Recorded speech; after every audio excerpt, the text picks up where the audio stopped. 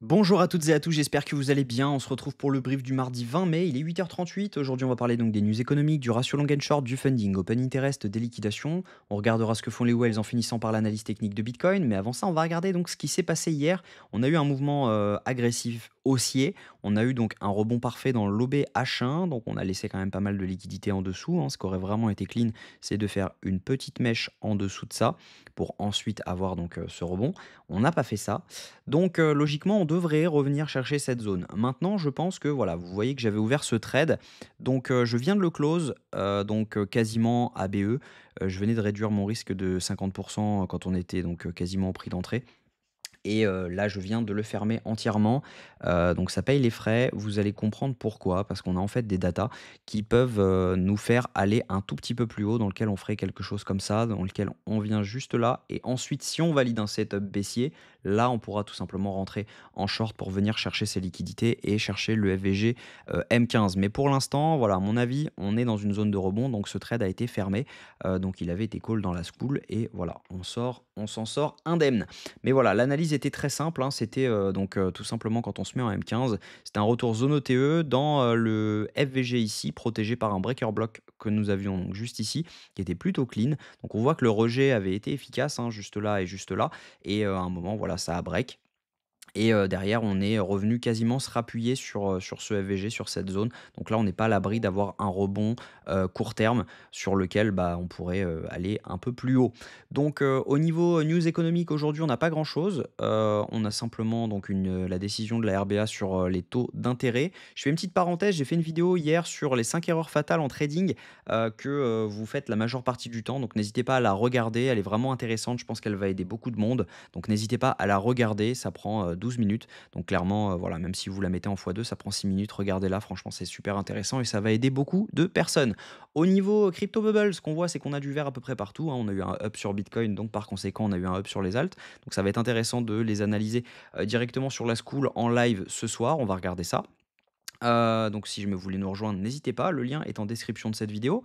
Donc au niveau funding open interest, pourquoi j'ai voulu short? C'était tout simple, hein, on a, du long exclusif qui s'est ouvert depuis 18 h hier, donc ça veut dire que à partir de ici, il y a énormément de longs qui sont ouverts. Donc je pense qu'on peut faire une mèche là-dessous pour derrière pouvoir potentiellement ensuite repartir. On ferme les longs, on prend ce FVG en dessous, donc autour des 104-365, ça pourrait vraiment être intéressant de venir chercher cette zone. Donc ce qu'on voit, c'est qu'on a eu donc une hausse de l'open interest ici avec une hausse des fundings, ce qui veut dire que entre ici et ici, c'est exclusivement du long qui s'est ouvert, donc on a des liquidations à venir chercher en dessous. Ensuite, on voit qu'on a une hausse de l'open interest juste ici avec une baisse des fundings, ce qui veut dire que là où nous sommes rentrés, il y a beaucoup de shorts qui sont rentrés également, donc on a accumulé des liquidités au nord.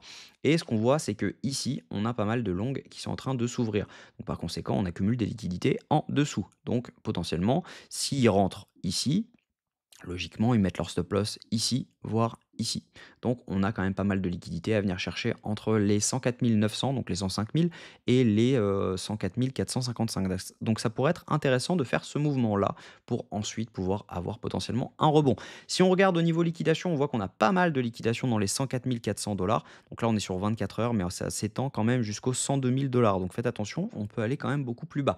Donc, on a un cluster de liquidité à venir prendre dans les 103 869 dollars. Par contre, si je me regarde sur 48 heures, on a un énorme cluster à venir prendre autour des 107 500 dollars, 107 600. Et c'est pour ça que j'ai décidé de close mon short parce qu'on a de fortes chances de venir chercher cette zone.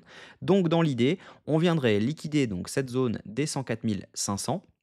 104 455 pour ensuite avoir potentiellement un rebond. Donc nous, techniquement, ce qu'il va falloir trouver, c'est une zone d'intérêt dans cette zone. Donc on a les 104 000, donc j'ai dit les 104 400, voilà, cette zone-ci. Donc on devrait venir liquider cette zone-là.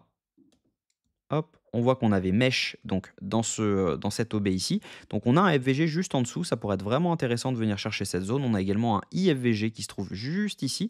Donc ça c'est vraiment intéressant parce que potentiellement ici c'est une zone dans laquelle on pourrait rebondir. Maintenant il faut faire attention parce que on pourrait très bien donc venir faire quelque chose comme ça où on fait ça hop, on dump, on prend juste la liquidité ici, on mèche dans le FVG à l'entrée du FVG et derrière on repart à la hausse pour liquider donc les liquidations qu'on avait juste au-dessus. Donc je pense que ça c'est un plan qui peut être vraiment intéressant, donc de venir chercher cette zone des 104 000, donc juste l'entrée de ce FVG.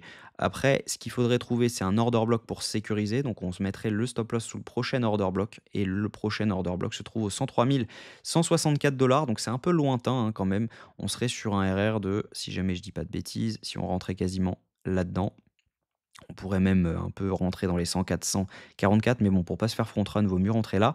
Donc, il faudrait mettre son stop loss sous cet order block. On voit que là, on avait fait une mèche donc dans le FVG ici. On avait un FVG, on l'a fermé complètement.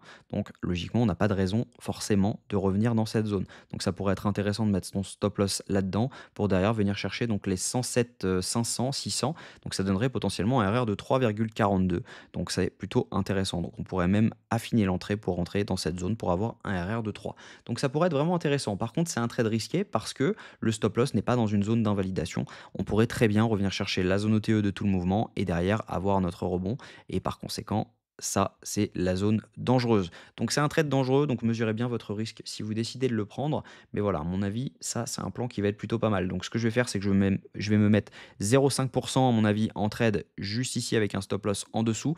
Et au moment où on a un setup low time frame, là par exemple en M5, si jamais on fait quelque chose comme ça, on revient dans un FVG. Là, je pense que voilà, je re-rentrerai et je mettrai mon stop loss juste sous la zone. Ça affinera mon entrée et potentiellement, ça me donnera un RR vraiment satisfaisant parce que ça donnerait par exemple une moyenne pour avoir un RR de 5-6, donc plutôt pas mal. Donc voilà, voilà le plan de la journée. Pour l'instant, il n'y a pas grand-chose à faire, simplement attendre un setup. Voilà, je vous souhaite une très bonne journée. J'espère que cette vidéo vous a plu. Si c'est le cas, je vous invite à vous abonner, à liker cette vidéo et à commenter ce que vous en pensez. On se retrouve demain à la même heure et n'hésitez pas à regarder les 5 erreurs fatales sur ma chaîne qui est sortie hier. Je vous souhaite une bonne journée, on se retrouve demain à la même heure. Prenez soin de vous.